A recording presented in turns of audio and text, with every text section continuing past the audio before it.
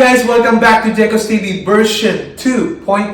For today's vlog, gagawa tayo ng isang killer adobo ni Jekos TV, mga kadyame. So ano pang hinahanay natin? Walang aalis. Ang umalis, matatawag ko ang isang go! Let's go! Let's start, mga kadyameng. Dito naglagay lang ako ng konting mantika. Siyempre, lagay na natin yung baboy natin. Kontihan lang natin yung mga mantika, mga kadyam, kasi maglalabas naman to ng mantika itong pork belly natin. Once na okay na yan, alagay na natin ang pang-killer adobo ni Jeko. Ito pala, mga kadyam, kalimutan natin maglagay ng konting asin at siyempre pepper. Antayin natin yan maging golden brown, babalikan natin. At pag nakita na natin, mga kadyam, na ganitong kulay, depende pa sa inyo, kasi ako normally piniprito ko muna talaga pag nag-aadobo ko eh. Pwede na natin itong set aside. Siyempre, umpisahan na natin. Ako nag-guide lang ako ng ginger natin yan kasi magpapadagdag lasa yan dun sa adobo natin. Parang sibuyas, siyempre, hindi mawawala yan. Mas maraming sibuyas, mga kadyam, mas maganda. Siyempre, mas yung juicy nung ano natin, ng sibuyas natin, magpapalasa yan dun sa ating adobo. Siyempre, lagay na rin natin yung bawang. Kailang natin maluto yan. Then, umpisahan na natin mag-adobo. Mga guys, may kadyaming tayo. G, so what's the next one? What's the next step? Okay. Ayun, no? Ito guys, meron kaming may nakita ko. Hindi ko alam kung ano to eh. Pero pang Chinese to. Vegetarian sausage with assorted vegetable. Mukhang masarap tong ilagay, ihalo. Para naman maiba yung style natin. O G, laglag mo na yan para malaman natin. Sige, all of it. Diba? Oh, saan ka nakakita ng adobong ganyan? Pabalikan natin yan, mga kadyame. Okay, nakita na natin. Mukhang masarap na adobong lalabas to. Siyempre G, anong next natin? Soy sauce. Yeah? Soy good. Okay. Siyempre, katulad ng sinasabi ko, hindi madaping masyado. Pati pa. Okay. Sige. So, what's the next one? Siyempre, lagay tayo ng oyster sauce. Siyempre, pampasarap din yan, mga kadyaming. Bandahin natin ditong nilalagay na condiment. Diba? Eh, G, taktak mo. Eh, buhos mo dun sa ganun. Yan. Okay. That's good. Okay. And after that, then a bit of garlic salt. Konti lang din, mga kadyam.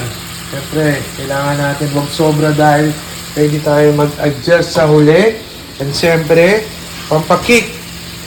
Siyempre, chili pepper. Siyempre, gusto ni Gia na ngayon yung ano eh, yung manghang eh. Okay?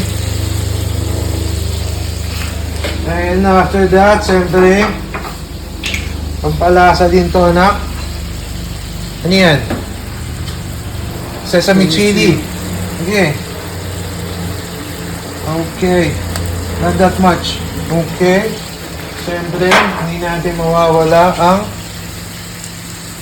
chicken powder. Konti lang din. Wala pang lumalabas eh. Okay. Okay. Ngayon, mga kadyaming, antayin natin maluto yan. Once na maluto yan, meron tayong kinalabasan na killer adobo. Sarap G, oh. Hindi pa naluluto. Antay lang tayo, mga guys, na mga 5 minutes. Pwede na natin itong tikman ang niluluto ni G yan. G, what can you say? Okay? Sarap po. Yan ang tinatawag na killer na pumapatay ng inyong mga kaldero at kanin. Balikan natin.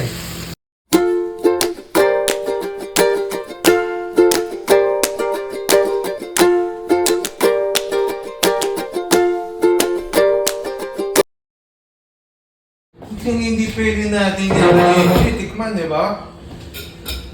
Pinakamabilis na killer adobo, mga ka-jamming. G, bring it on. Siyempre, ito mga guys, nakita ko lang naman yung doon sa lata nung kasi nagpunta ako doon sa grocery. Nakita ko yan. Sabi ko, tingnan ko kaya kung pwede natin ilagay dito sa adobo natin. Kaya, titikman na natin ngayon. Pero kasi siyempre, itong dish natin, typical na yung adobo na may sabaw, may ano. Ito, medyo tinis natin. Siyempre, tikman na natin yan. Siyempre, luto ni Gian yan eh. Oh. Wait lang anak ha. Para sa kanila to eh. Unang subo mga ka-jamming para sa inyo.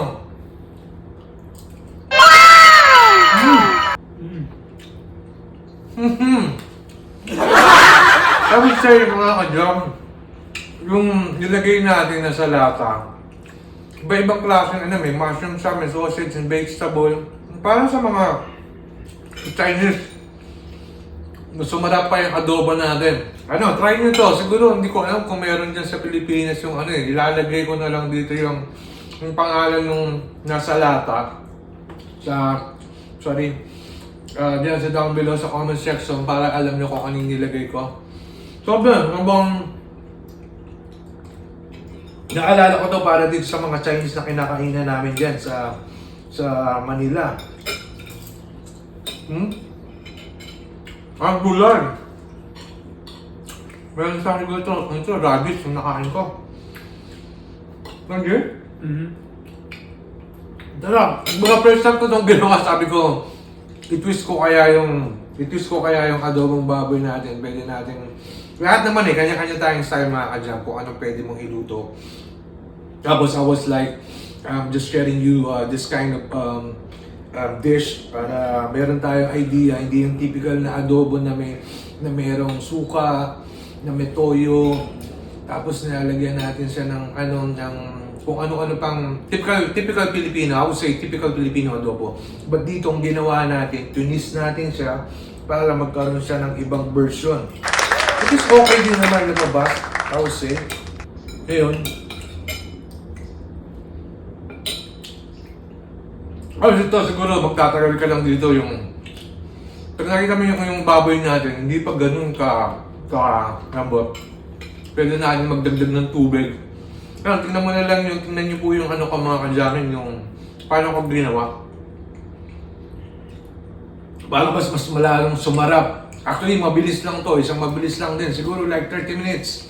Siguro mas maganda dito, iniiwan natin yung baboy na manipis. O kung mataba yung baboy natin, medyo mahal dyan sa Pinas tong baboy natin. Ang balita ko, 400, 380 per kilo eh.